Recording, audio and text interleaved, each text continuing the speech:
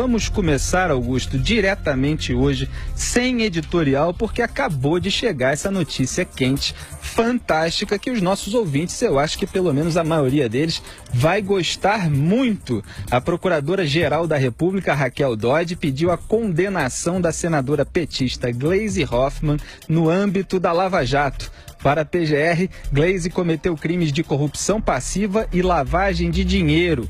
Dodge quer ainda que Gleisi devolva 4 milhões de reais aos cofres públicos e perca o mandato. A Procuradora-Geral afirma ter fixado para o pagamento por danos morais e materiais pelos crimes o valor de 4 vezes a propina que teria sido solicitada. Segundo Dodge, o prejuízo provocado pela corrupção é difícil de ser quantificado. A manifestação foi apresentada ao STF nas alegações finais da Procuradoria, entregues no processo contra Gleisi e Paulo Bernardo, o maridão lá da Gleisi. A senadora, que também é presidente do PT, a gente sempre zombou aqui da primeira presidente ré do PT, colocou ela, o Lula lá, colocou ela, mesmo sendo ré, tem afirmado que não há provas contra ela. Não é nenhuma novidade, né, Augusto? Petista dizer que não tem provas. É o mantra. Agora, o que eu acho interessante, Augusto, para você comentar, é que a Gleisi sempre falou em nome de todas as mulheres. E chegou lá uma mulher na Procuradoria-Geral da República e está pedindo a condenação dela. Não é irônico? Isso é ótimo, irônico e ótimo, porque acabou aquela conversa fiada de misoginia, perseguição a mulheres, preconceito e coisa do Janot. Não, é a Raquel Dodge, até o momento absolutamente insuspeita, não há porquê fazer qualquer reparo ao trabalho dela, que fazendo em busca de justiça, enquadrou devidamente a senadora Gleisi Hoffmann, presidente do PT, conhecida no departamento de propinas da Odebrecht pelos codinomes Coxa e Amante. Então chegou a vez dela, que continua exalando arrogância no Senado, cobrando todo mundo, dizendo que o novo governo é que provocou desemprego, que o Lula e a Dilma governaram para os pobres, governaram em favor dos ladrões do partido, e entre eles figura o casal Paulo Bernardo e Gleisi, ou Gleisi e Paulo Bernardo, por ordem de importância. E ao pedir a condenação da Gleisi, a Raquel Dodge escreveu também que não se nega que os denunciados têm atualmente projeção política. Em razão disso, ludibriaram os cidadãos brasileiros e, sobretudo, os seus eleitores que os escolheram para o exercício dos mandatos. Não há dúvidas de que o delito perpetrado pelos imputados causou abalo moral à coletividade, em nome da qual o PT sempre fala, interesse esse que não pode ficar sem reparação. E aí, Zé Maria, você tem acompanhado Gleisi Hoffmann aí em Brasília? Ela andava preocupada com isso? Ela se preocupa com alguma coisa ou está sempre com aquela pose, com aquele nariz empinado? Inclusive ela é chamada aqui de narizinho, né? Exatamente. Aparentemente não, mas é só aparentemente. Felipe, nós já falamos aqui que esse pessoal está encrencado.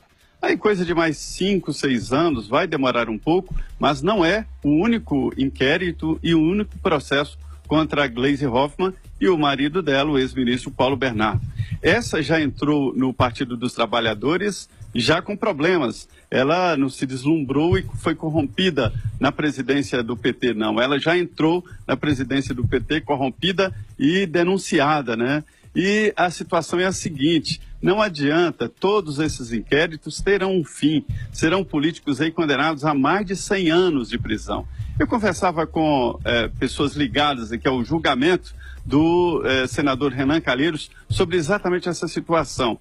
E ele dizendo, né, que os juízes estão mesmo empenhados em todos os lados, não é só Lava Jato, onde acontecer um processo, um inquérito, ele vai à frente. E aqui o Renan foi condenado, isso em Brasília não é na área penal, mas na área civil, né, a devolver 240 mil reais, é o caso da ex-mulher Mônica Veloso, corria em segredo de justiça, né, e a condenação, ela é meio civil e meio penal, mas não determina prisão, mas a perda da função pública. Ele pode apelar, né? Se ele não apelar, ele já perde imediatamente o mandato. Ou seja, o cerco está se fechando, Felipe. Não é muito rápido, não, mas também não vai ser um espaço de 20 anos, não. E esse dia é tão histórico, tão importante, que eu vou ler mais um trecho. O antagonista deu em primeira mão aí esse pedido da Raquel Dodge, está soltando várias notas com os trechos do pedido. E eu vou ler aqui mais uma, que ela argumentou que a pena da Gleisi deve ser maior do que a média por ela ser política. Então, as palavras da Raquel Dodge, em perspectiva mais ampla, que não se pode perder de vista, não faria nenhum sentido que um político experiente e proeminente manipulasse grosseiramente o sistema político eleitoral de um dos maiores estados da federação e ainda assim recebesse pena inferior sequer à metade do espectro da apenação. A fixação de pena próxima do mínimo legal tenderia, nessa ordem de ideias, à própria negativa de vigência do preceito secundário do tipo penal. E nas alegações finais, a Raquel Dodge deixa claro que é preciso mostrar para a sociedade que o crime não compensa. A Gleisi merece uma pena acima da média, não está merecendo, não? Merece, e é alentadora essa manifestação da Raquel Dodge, né? Havia algum tipo de desconfiança no começo, que ela foi nomeada pelo presidente Michel Temer, só ele podia nomear, né? Não havia outra forma. E ela tem mostrado com muita clareza que ela quer fazer justiça. Piora muito a situação da turma do foro privilegiado, e ela acaba de enquadrar a cúpula de um partido, né, que ocupa o cargo principal, porque a Gleisi faz companhia agora ao Aécio, já não é presidente, mas ele foi enquadrado como presidente do PSDB. O presidente do PMDB é o Jucá, a hora dele vai chegar. E eu não sei se o presidente do PR também está com problemas, não é, Zé Maria? Aquele Antônio Carlos. O ex-presidente do Partido do Garotinho. Exatamente. É foragido. Está foragido há dias, teve a sua prisão decretada. E o atual presidente também tem problemas. Essa turma que preside partidos aí vai merecer uma ala especial na cadeia.